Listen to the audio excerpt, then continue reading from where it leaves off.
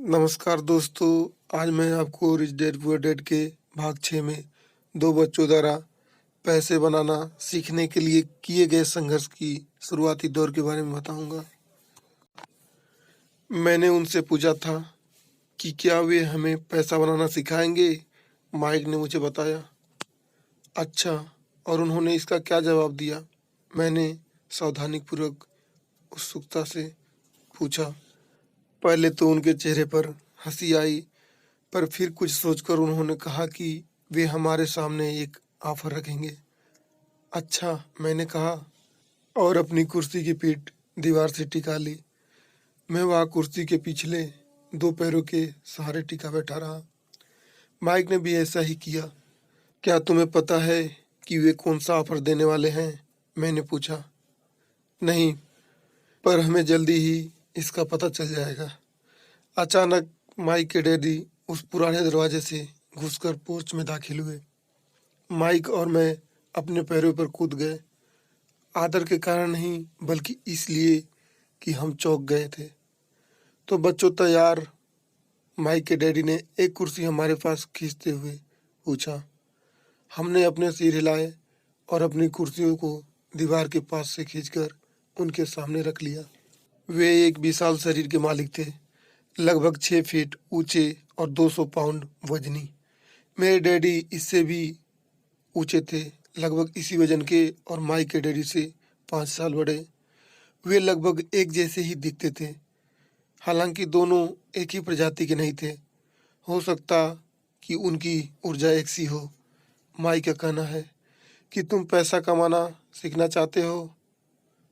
क्या यह सही है, रॉबर्ट? मैंने तत्काल सहमति में अपना सिर हिलाया, हालांकि मुझे थोड़ा सा डर भी लग रहा था। उनके शब्दों और मुस्कुराहट के पीछे बहुत ताकत थी। अच्छा, यह रहा मेरा ऑफर। मैं तुम्हें सिखाऊंगा, लेकिन मैं ऐसे क्लासरूम की शैली में नहीं सिखाऊंगा। अगर तुम मेरे लिए काम करोगे तो उसके बदले मैं तुम्हें सिखाऊंगा। तुम मेरे लिए काम नहीं करोगे तो मैं तुम्हें नहीं सिखाऊंगा। अगर तुम काम करते हो तो मैं तुम्हें ज़्यादा तेज़ी से सिखा सकता हूँ, और अगर तुम सिर्फ बैठकर मेरी बातें सुनते हो जैसा कि तुम लोग स्कूल में करते हो, तो इससे मेरा समय बर्बाद होगा। यह मेरा ऑफर है, इसे या तो मान लो या फिर वापस लौट जाओ। क्या मैं आपसे पहले एक सवाल कर सकता हूँ? मैंने पूछा। नहीं, इसे या तो मान लो या वापस लौट जाओ। मेरे पास बर्बाद करने के लिए फालतू समय नहीं है। अभी ढेर सारा काम पड़ा है।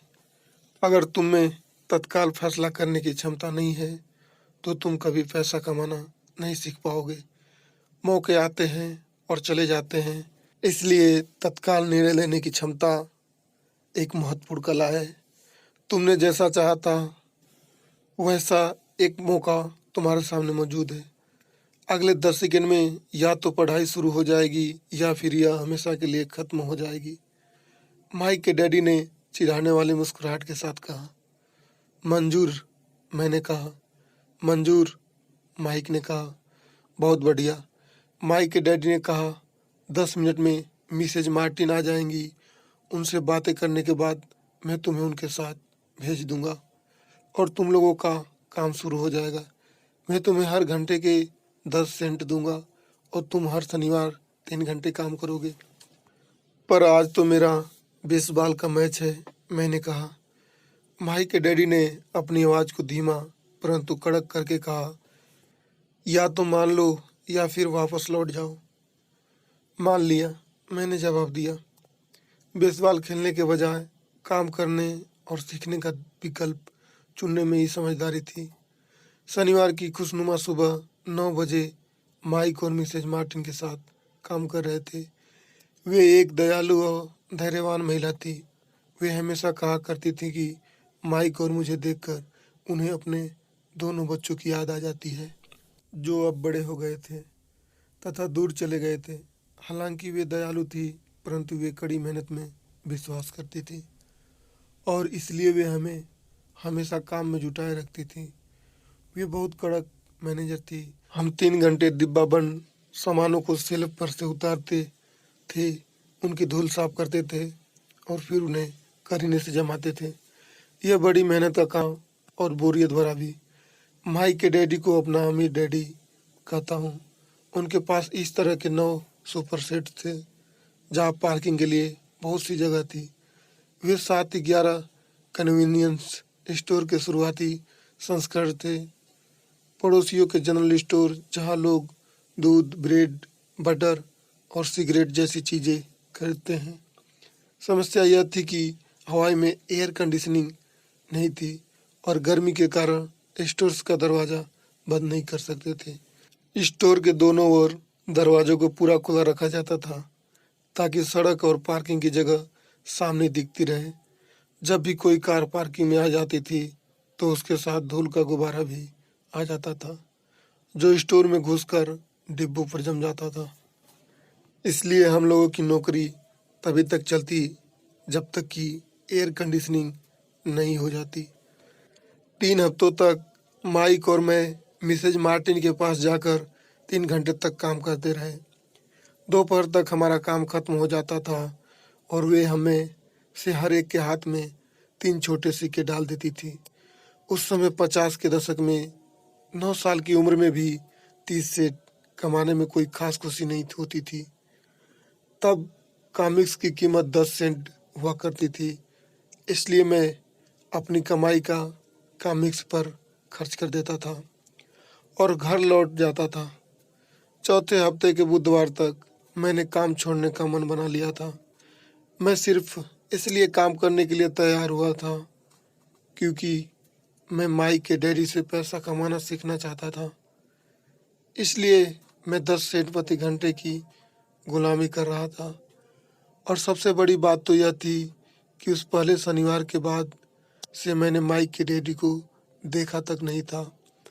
मैं काम छोड़ रहा हूँ, मैंने लंच के समय माइक से कहा। स्कूल लंच का बड़ा निराशाजनक था। स्कूल भी उबाऊ था और अब तो मेरे पास शनिवार भी नहीं थे जिसका मैं इंतज़ार कर सकूं। परंतु 30 सेंट के कारण मुझे धक्का पहुंचा था। इस बार माइक मुस्कुराया। तुम किस बात पर हंस रहे हो? मैंने गुस्से और कुंठा से पूछा। डैडी ने कहा था कि ऐसा ही होगा।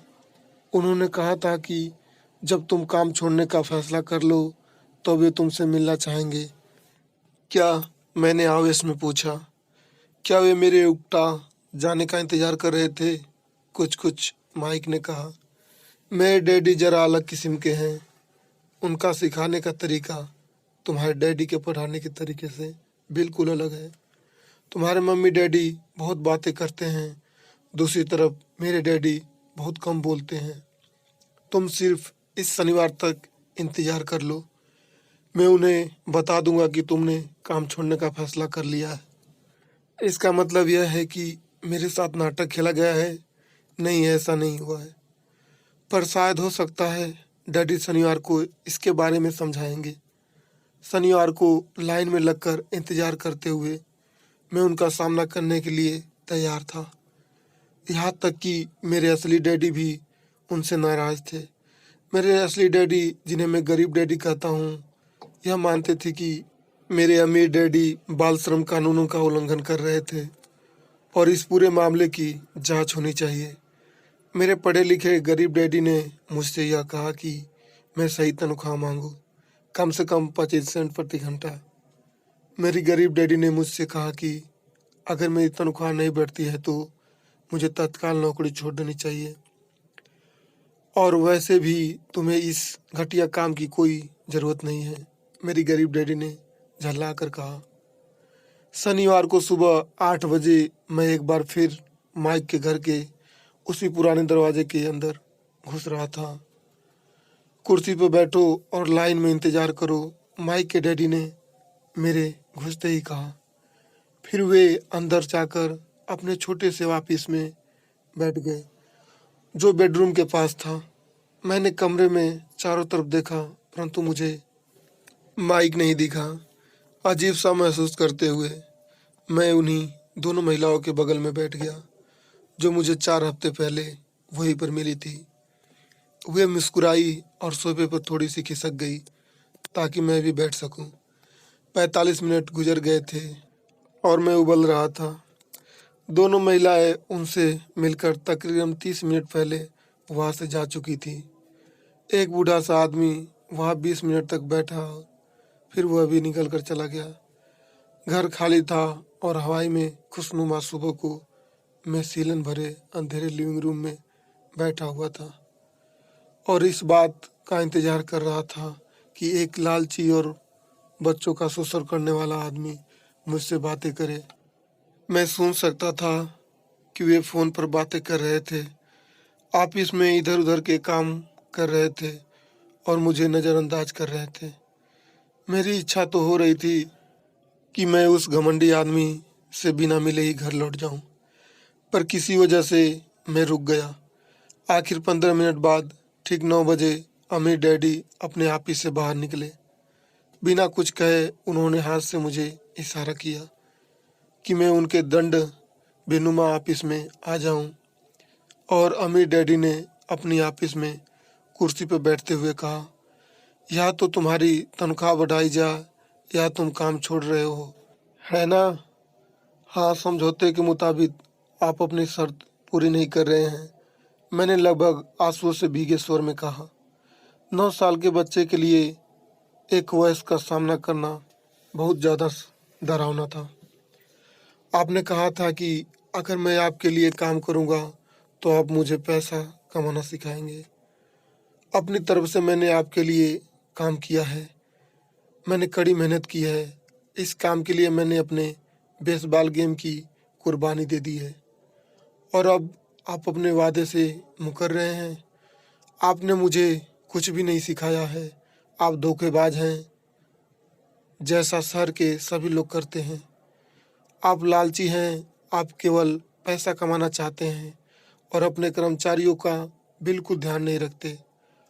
आपने मुझे इतनी देर तक बाहर बिठाए रखा और मेरी जरा से भी इज्जत नहीं की।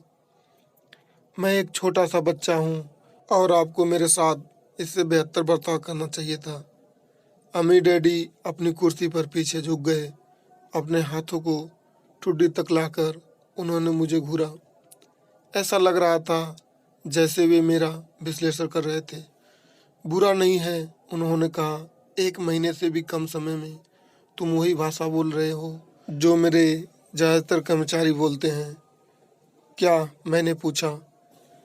मैं समझ नहीं पा रहा था कि वे क्या कह रहे थे और इसलिए मैंने अपना दुखड़ा रोना चालू रखा। मुझे लगता था कि आप अपने वादे पर कायम रहेंगे और मुझे कुछ सिखाएंगे। इसके बजाय आप तो मुझ पर अत्याचार करना चाहते हैं। यह तो जुर्म है, सरासर जुर्म। मैं तुम्हें सिखा तो रहा हूँ, अम्मी डैडी ने धीमी आवाज़ में कहा। आपने मुझे क्या सिखाया है? कुछ भी नहीं, मैंने घूरते हुए कहा।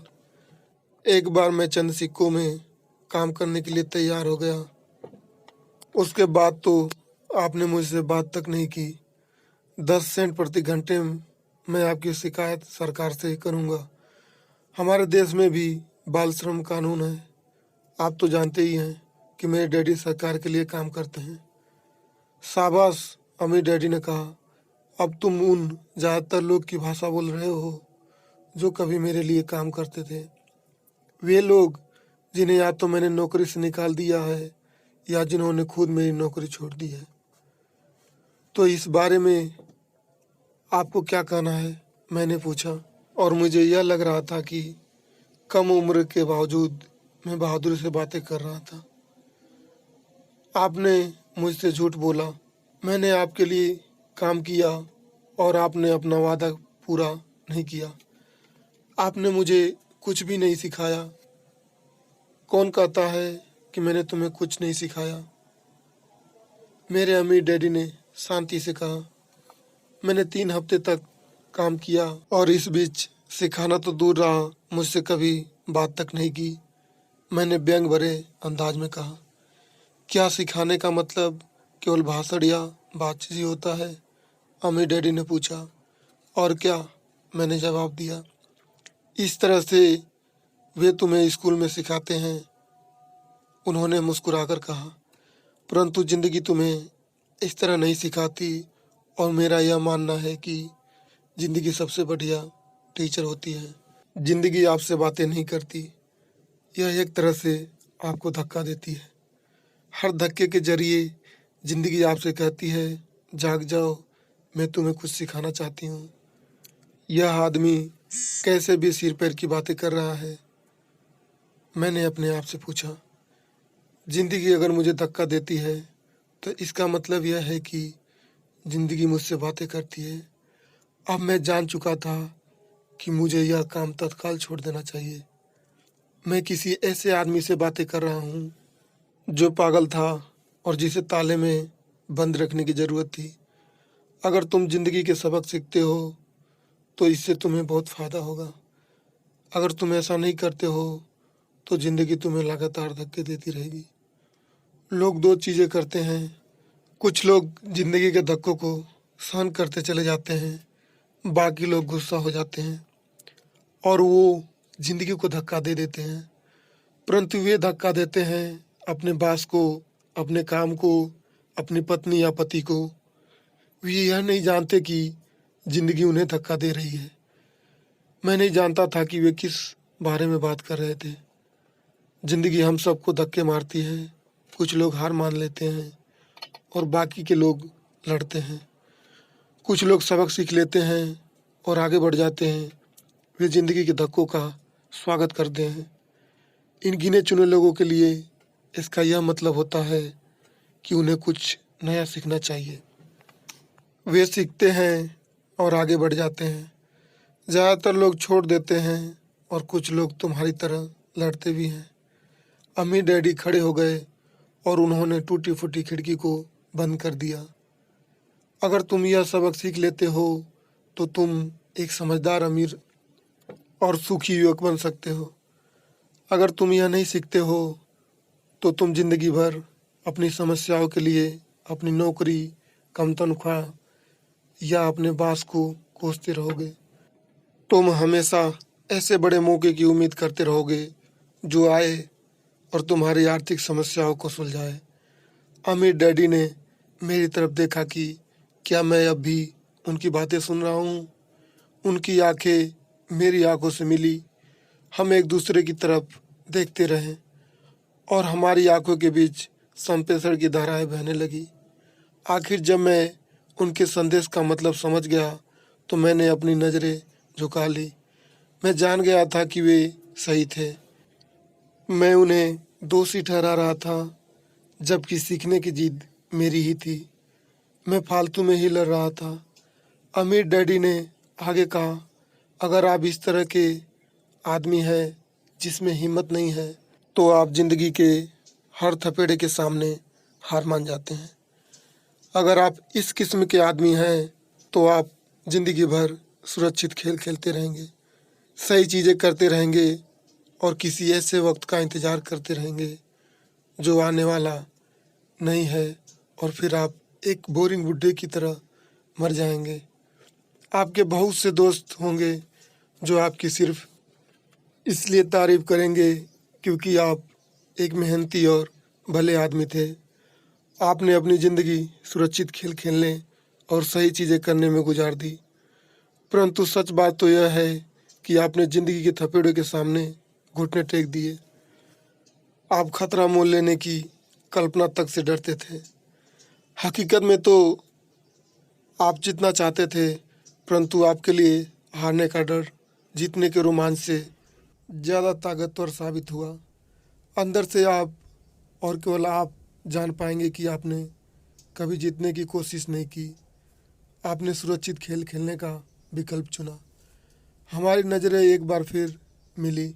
10 सेकंड तक हम एक दूसरे की तरफ देखते रहे और एक बार फिर मैंने तभी नज़रें हटाई जब मैं उनकी बात का मतलब समझ गया। आप मुझे धक्का दे रहे थे, मैंने पूछा। कुछ लोग ऐसा कहते हैं।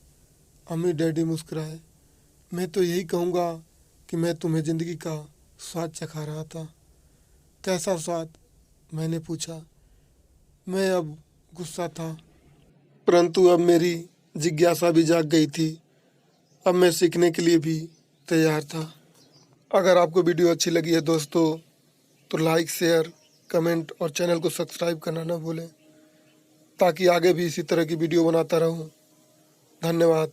जय हिंद, जय भारत।